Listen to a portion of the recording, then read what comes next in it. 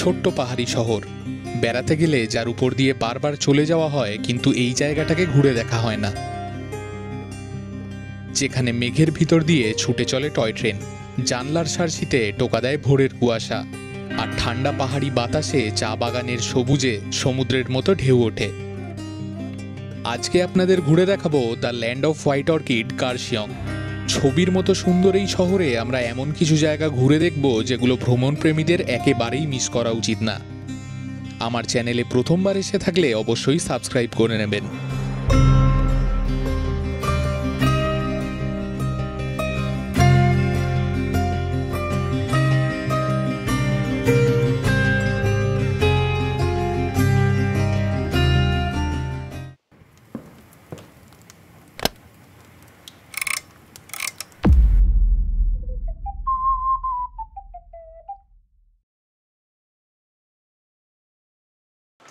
সুপ্রভাত। আজ 24শে আগস্ট 2025 রবিবার। গতকাল আমরা কার্শিয়াংয়ের ডাউহিলে এসেছিলাম।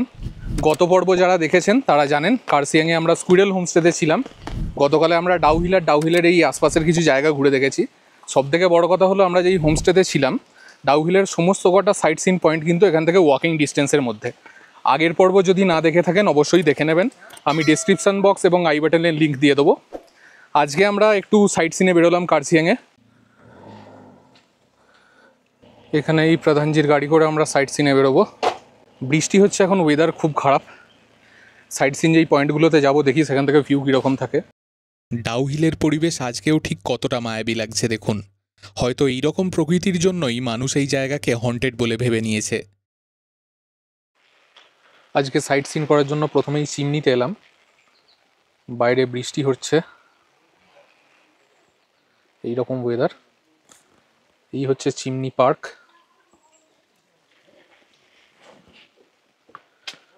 এখানে সামনে কাউন্টার আছে, কাউন্টার থেকে টিকিট নিয়ে ঢুকতে হয়। এখানে প্রবেশ মূল্য হচ্ছে 20 টাকা প্রতিজন। এদিকে হচ্ছে ভিউ পয়েন্ট। এখানে পার্কের মধ্যে ওয়াশরুমেরও ব্যবস্থা আছে। এইদিকে এনারা এখানে কিছু মেডিসিনাল প্লান্টস লাগিয়েছেন। এখানে দেখুন সাইনবোর্ড দিয়ে নামগুলোও লেখা আছে। গ্রাউন্ড অ্যাপেল, মুলুঝাড়, এখানে আছে চিরতা। আর এই দিকটায় দেখুন, এই দিকটায় অ্যাভোকাডো, পুদিনা, জিঞ্জার, বাসক। সামনে কিছুটা এগিয়ে গিয়ে একটা ভিউ পয়েন্ট আছে, ওখানে বোর্ড দেওয়া ছিল। এই চিমনি ভিলেজ কিন্তু হচ্ছে হেরিটেজ সাইট। আগে দার্জিলিংয়ের মেন রোড এই দিক দিয়েই ছিল।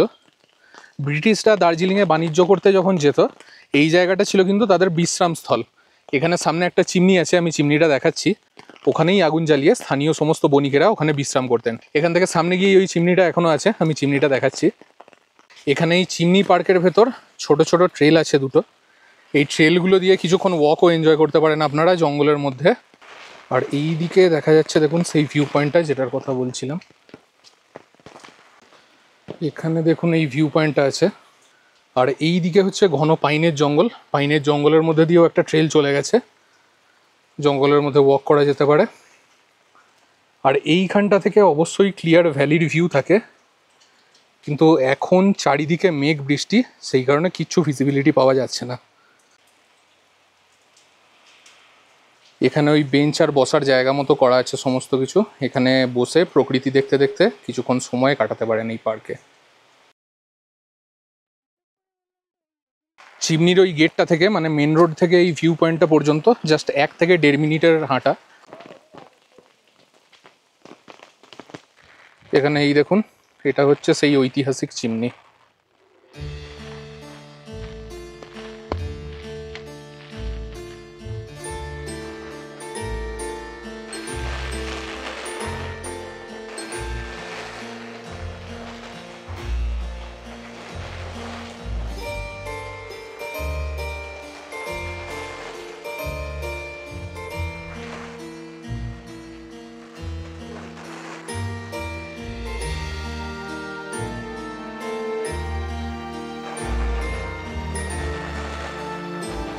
চিমনি ঘুরে নেওয়ার পর আমাদের গন্তব্য হনুমান টপ। সেখান থেকে ছবির মতো সুন্দর কার্শিয়াং শহরের ভিউ পাওয়া যায়। এখানে সাইট সিনে আমাদের সেকেন্ড পয়েন্টে এলাম, হনুমান টপ। এই জায়গায় হনুমানজির একটা বড় স্ট্যাচু আছে, সামনে একটা মন্দিরও আছে। আর এই দিকে মেঘের আড়াল থেকে দেখুন কার্শিয়াং শহরকে দেখা যাচ্ছে। এখন অবশ্যই এই পরিমাণ মেঘ কুয়াশার জন্য সেই রকম ভিউ নেই, কিন্তু এই হনুমান টপের এই জায়গাটা থেকে কার্শিয়াং শহরকে কিন্তু একদম ছবির মতো সুন্দর দেখা যায়। আর সামনে ওই জায়গাগুলোয় নিচে সমতলের ভ্যালি দেখা যায়।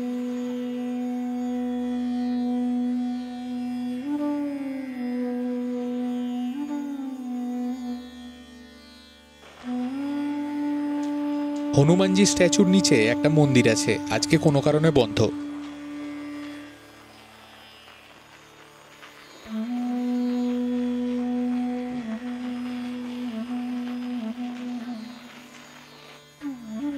ক্লিন ওয়েদারে এই জায়গা থেকে দুর্দান্ত ভিউ পাওয়া যায়। এখানে চা বাগানের মধ্যে দিয়ে সুন্দর রাস্তা করা আছে। এই রাস্তা ধরে কিছু দূর চা বাগানে ঘুরতে পারেন। আর ক্লিয়ার ওয়েদারে এখানে এই পাহাড়ের উপর থেকে নিচে কিন্তু সুন্দর সমতলের ভিউ পাওয়া যায়। সমতল এবং পাহাড় দুটোরই ভিউ পাওয়া যায়। আমি আগের বার যখন এসেছিলাম সেখান থেকে নিয়ে কিছু ছবি এবং ভিডিও স্ক্রিনে দিয়ে দেবো, আপনারা দেখে নিতে পারেন। ক্লিয়ার ওয়েদারে কিন্তু এই জায়গাটা থেকে অসাধারণ ভিউ থাকে। বৃষ্টিতেও আমার যে খুব একটা খারাপ লাগছে তা কিন্তু নয়, পাহাড়ে বৃষ্টি আমার ভালোই লাগে। আর বিশেষ করে এই কার্শিয়াংয়ে যখন বৃষ্টি হয় না, একটা আলাদা সুন্দর পরিবেশ তৈরি করে। যারা বৃষ্টি ভালোবাসেন, যারা পাহাড় ভালোবাসেন, তাদের অবশ্যই এই পরিবেশ ভালো লাগবে। মেঘ, পাহাড়, বৃষ্টি আর কার্শিয়াংয়ের পাহাড়ের ঠান্ডা ঠান্ডা হাওয়া। এখানে কিছুক্ষণ সময় কাটালাম, এবার এখান থেকে বেরিয়ে যাব। এখানে কাছেই একটা ওয়াটারফল আছে, পাগলাঝোড়া ওয়াটারফলস, তো এখান থেকে বেরিয়ে সেখানে যাবো। এখান থেকে কিছুক্ষণ সময় লাগবে। এই রাস্তাতে শেরপা পিক নামেরও একটা ভিউ পয়েন্ট ছিল, কিন্তু এখন আর সেখানে প্রবেশ করতে দেওয়া হয় না।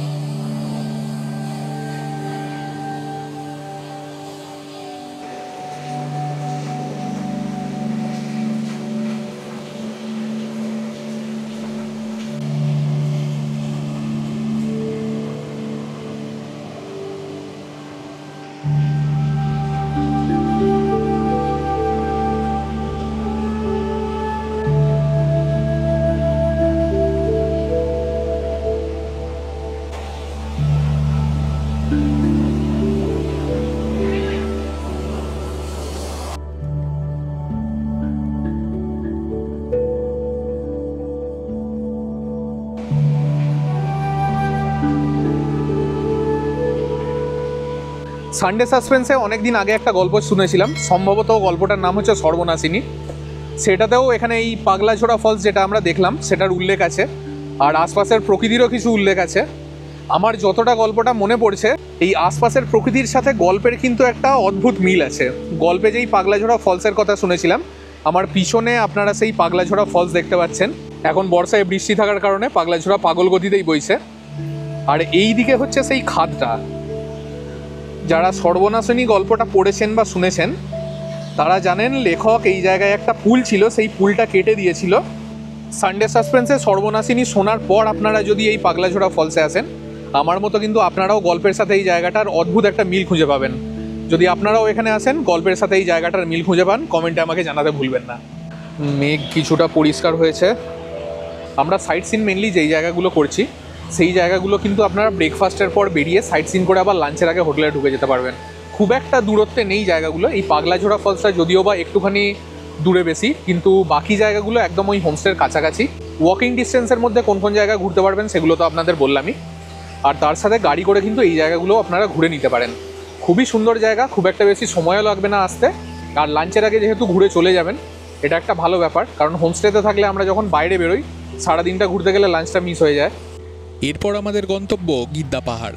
ওখানে একটা ভিউ পয়েন্ট আছে, আর আছে নেতাজি সুভাষচন্দ্র বোস মিউজিয়াম। পাগলাঝোড়া ফলস থেকে ঘুরে আমরা এখন এলাম গিদ্দা পাহাড়ে নেতাজি মিউজিয়াম দেখতে। এই দিকে হচ্ছে নেতাজি মিউজিয়াম, সিঁড়ি দিয়ে উঠে যেতে হবে।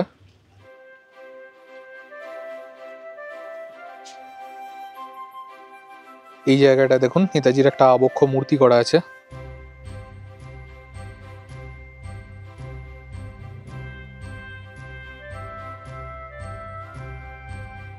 এখানে ভিজিটিং টাইম হচ্ছে সকালবেলা 9:30 থেকে বিকেল 4:30 পর্যন্ত। 1922 সালে এই বাংলো কিনেছিলেন সুভাষচন্দ্র বোসের দাদা শরৎচন্দ্র বোস। 1936 সালে নেতাজি এখানে ছিলেন। ব্রিটিশ সরকার তাকে এই বাংলোতে 7 মাসের জন্য হাউস অ্যারেস্ট করে রেখেছিলেন। সেই বাংলোকেই বর্তমানে মিউজিয়াম হিসেবে সংরক্ষণ করা হয়েছে। আমি যখন এখানে প্রবেশ করেছিলাম আর কেউ ছিল না। নেতাজির স্মৃতিবিজড়িত শতাব্দী প্রাচীন এই বাংলোয় আমার কাটানো 15 মিনিটের অনুভূতিটা যে কী ছিল তা ভাষায় বর্ণনা করা অসম্ভব। রাষ্ট্রনায়ক সুভাষ বোসের ভক্ত হয়ে থাকলে আপনিও হয়তো বুঝতে পারবেন। মিউজিয়ামের ভিতর ক্যামেরা অ্যালাউড না, আমি ভিতরটা ঘুরে এসে তারপর বাইরে বলছি কি কি আছে।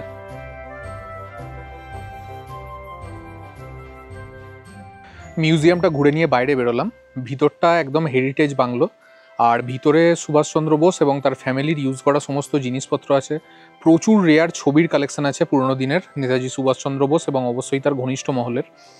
তো অনেক ছবি এখানে দেখলাম যেগুলো আমি আগে কোনোদিন কোথাও দেখিনি।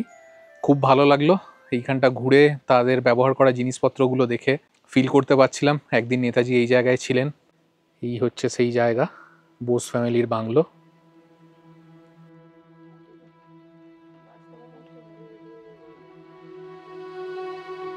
আকাশ এখন কিছুটা পরিষ্কার হয়েছে। গিদ্দা পাহাড়ের এই নেতাজি মিউজিয়ামের সামনে থেকে এই জায়গায় দেখুন কি সুন্দর পাহাড়ের ভিউ পাওয়া যাচ্ছে।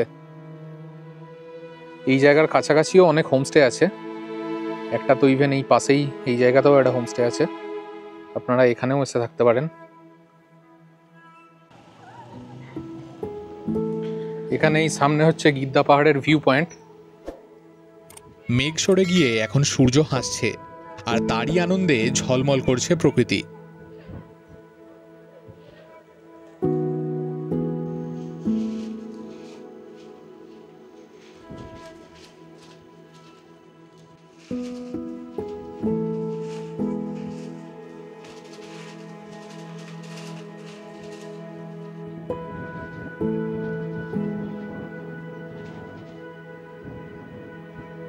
কার্সিয়াংয়ের সাইট সিন করতে আমাদের খরচ হয়েছে 2500 টাকা।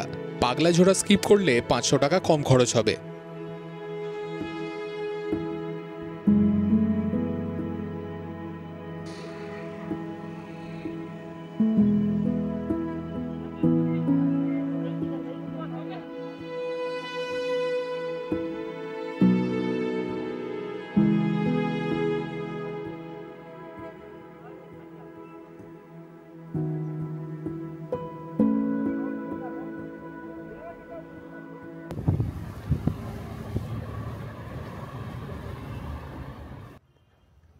ফেরার পথে দেখে নিয়েছিলাম ডাউহিল স্কুল। এটা গার্লস স্কুল। আমাদের হোমস্টে থেকে এই স্কুলটা পর্যন্তও হেঁটে আসা যায়।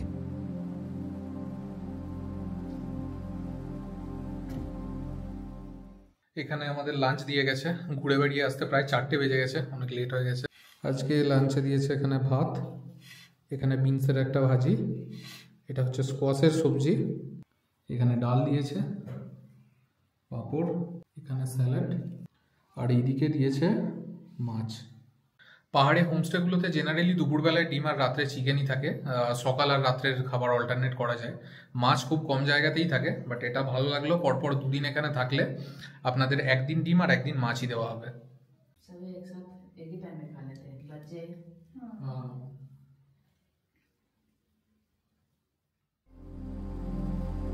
লাঞ্চের পর আর কোথাও না গিয়ে হোমস্টেতেই সময় কাটিয়েছিলাম।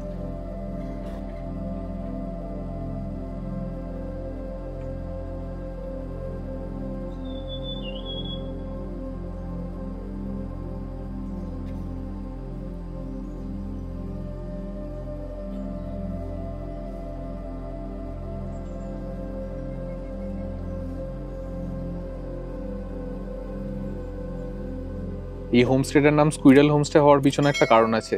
তার কারণ হচ্ছে আমার পিছনে যেই গাছগুলো আপনারা দেখতে পাচ্ছেন সেগুলোতে কিন্তু প্রচুর স্কুইরেল ঘুরে বেড়ায়। এখন বৃষ্টির জন্য নেই, আমি আগের বার যখন এসেছিলাম কিছু ক্লিপ আমি রেকর্ড করেছিলাম, আমি স্ক্রিনে দিয়ে দিচ্ছি। আর তার সাথে সব সময়ই কিন্তু এই জায়গায় চারদিকে পাখির গান শুনতে পারবেন আপনারা। চারদিকে এইরকম কুয়াশা মাখা পরিবেশ আর পাখির গান। এখানে কোনো ট্রাফিকের শব্দ নেই, কোনো হর্নের শব্দ নেই। ইভিনিং স্ন্যাক্সে আমাদের দেওয়া হয়েছিল চা এবং পেঁয়াজি। ব্যক্তিগতভাবে আমি পেঁয়াজি খুব একটা পছন্দ করি না, খাওয়া এবং করা দুটোই। ডিনারে আমাদের দেওয়া হয়েছে রুটি, আলু ভাজা, ঢেঁড়স ভাজা আর চিকেন। চিকেনের প্রিপারেশনটা গতকালের থেকে পুরোপুরি আলাদা, টেস্ট বেশ ভালো ছিল।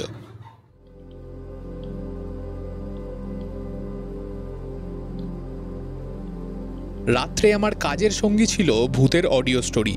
আপনারা কে কে কাজ করতে করতে অডিও স্টোরি শুনতে ভালোবাসেন কমেন্টে জানাবেন আমাকে।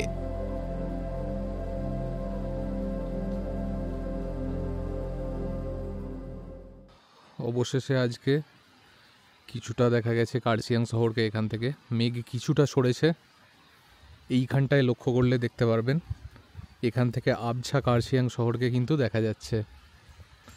আমি ক্লিন ওয়েদারেও কেমন ভিউ থাকে তার একটা ছবি বা ফুটেজ দিয়ে দেব, আপনারা সেখান থেকে দেখে নিতে পারেন।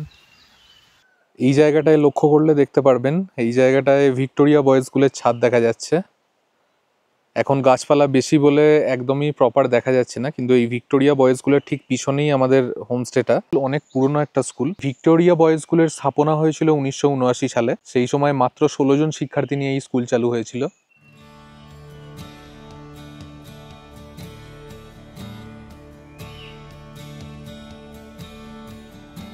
সুপ্রভাত, আজ 25শে আগস্ট 2025 সোমবার। ডাউহিলের এই স্কুইরেল হোমস্টেতে আমরা দুদিন খুব সুন্দর সময় কাটালাম। আজকে এখান থেকে বেরিয়ে যাব। হোমস্টের লোকেশনটা তো খুবই সুন্দর। যারা অফবিট ভালোবাসেন, যারা নর্থ বেঙ্গলের পাহাড়ে একটা ট্রু হোমস্টের এক্সপিরিয়েন্স নিতে চাইছেন, তারা এই জায়গাটায় অবশ্যই আসুন। আর আপনাদেরকে বলেছিলাম যে ডাউহিলে খুঁজে দেখব যে সত্যিই ভূত আছে কিনা। প্রথমত আমার এখানে কোনো ভৌতিক এক্সপিরিয়েন্স হয়নি। আমি এখানে আমাদের হোমস্টের ওনারকেও জিজ্ঞাসা করেছিলাম, ওনারা এখানে 5 পুরুষ ধরে বসবাস করেছেন, ওনার নিজেরও কোনোদিন কোনো ভৌতিক এক্সপিরিয়েন্স হয়নি। তবে আমার যেটা মনে হয়েছে যে এখানকার পরিবেশটা এতটা মায়াবী না, যদি আপনি ভূতের গল্প শুনে এখানে আসেন যে এখানে এই রকম ভূত আছে, এখানে এই অ্যাক্টিভিটি হয়, তাহলে আপনার এই পরিবেশে না ভ্রম হবে। আপনার মনে হবে যে হ্যাঁ সত্যিই আপনার পাশে হয়তো কেউ হাঁটছে, আপনাকে কেউ দেখছে। ঠিক আছে, এগুলো ওই গল্পের প্রভাব, তাছাড়া আমার মনে হয় না আর কিছু বলে। আপনারা নির্দ্বিধায় ডাউহিল আসুন, জায়গাটা খুবই সুন্দর। চারদিক পাইনের জঙ্গলে ঘেরা, বিশেষ করে বৃষ্টি বা কুয়াশার সময় তো আরও সুন্দর লাগে। আমি হোমস্টের সমস্ত ডিটেলস ডেসক্রিপশানে দিয়ে দেবো, আপনারা ওখান থেকে কল করে বুক করে নিতে পারেন এবং অবশ্যই আগে থেকে বুক করে নেবেন। আজকে আমরা ব্রেকফাস্ট করে এই জায়গা থেকে বেরিয়ে যাব নর্থ বেঙ্গলের আর একটা অফবিট জায়গায়। আজকের পর্ব এইখান পর্যন্তই। যদি আজকের ভিডিও ভালো লেগে থাকে তাহলে ভিডিওটা লাইক করুন, আপনাদের পরিচিতদের সাথে শেয়ার করুন। আমি এইরকমই ভিডিও নিয়ে আসি আমার চ্যানেলে। আপনি যদি এইরকমই ভিডিও দেখতে পছন্দ করেন তাহলে আমার চ্যানেল সাবস্ক্রাইব করুন। আমি দ্য ফ্লপ এক্সপ্লোরার আরও একটা নতুন ভ্রমণের গল্প নিয়ে ফিরে আসছি পরের পর্বে।